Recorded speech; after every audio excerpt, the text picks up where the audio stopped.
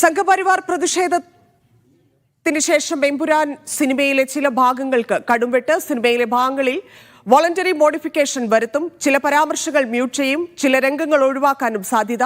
തിങ്കളാഴ്ചയോടെ മാറ്റം പൂർത്തിയാക്കും. അതുവരെ നിലവിലെ സിനിമാ പ്രദർശനം തുടരുമെന്നറിയുന്നു. നിർമ്മാതാക്കളാണ് ഈ മാറ്റം ആവശ്യപ്പെട്ടത്. സൈലാബ്ദീൻ ചേരുന്നു. സൈഫ്, എമ്പുരാനെ കടുംവെട്ട് കെട്ട പോവുകയാണെന്ന് അറിയുന്നു. വലിയ സമ്മർദ്ദമുണ്ടാവും. പ്രൊഡ്യൂസർമാരാണോ ആവശ്യപ്പെട്ടിരിക്കുന്നത്? എന്താണ് ലഭിക്കുന്ന വിവരങ്ങൾ?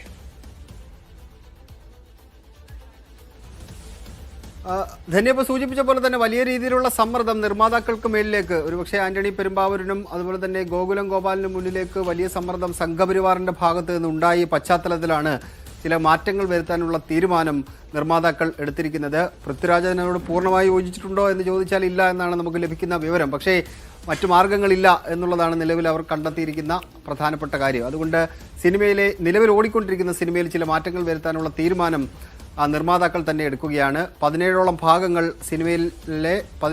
ഭാഗങ്ങളിൽ ചില മാറ്റങ്ങൾ വരുത്തും എന്നുള്ളതാണ് നമുക്ക് അറിയാൻ കഴിയുന്നത്. ഏത് ഭാഗങ്ങൾ എന്ന് ചോദിച്ചാൽ ഗുജറാത്ത് കലാപവുമായി ബന്ധപ്പെട്ട വംശഹത്യയുമായി ബന്ധപ്പെട്ട ചില റഫറൻസുകൾ ആ സിനിമയുടെ ആദ്യ ഭാഗങ്ങളിൽ ഉപയോഗിച്ചിട്ടുണ്ട്. ഇപ്പോൾ സ്ത്രീകൾക്കെതിരായ അക്രമവുമായി ബന്ധപ്പെട്ട്, അതുപോലെ തന്നെ ഗർഭിണിയായ സ്ത്രീക്കെതിരായ അക്രമവുമായി ബന്ധപ്പെട്ട് അങ്ങനെ പലതരത്തിലുള്ള റഫറൻസുകൾ ഗുജറാത്ത് കലാപവുമായി ബന്ധപ്പെട്ട് ഉണ്ടായ സംഭവങ്ങളുടെ ഭാഗമായിട്ട് ആ സിനിമയിൽ ഉൾപ്പെടുത്തിയിട്ടുണ്ട്. അതോടുകൂടിയാണ് സംഘപരിവാർ ആകെ ഇളകി ഈ സിനിമയ്ക്കെതിരെ രംഗത്ത് വരുന്നത്. അത് രംഗത്ത് വരാനുള്ള കാരണം ആ സിനിമയിൽ ഉപയോഗിച്ചിരിക്കുന്ന വില്ലന്റെ പേര് ബാബാ ബജ്റംഗി എന്നാണ്.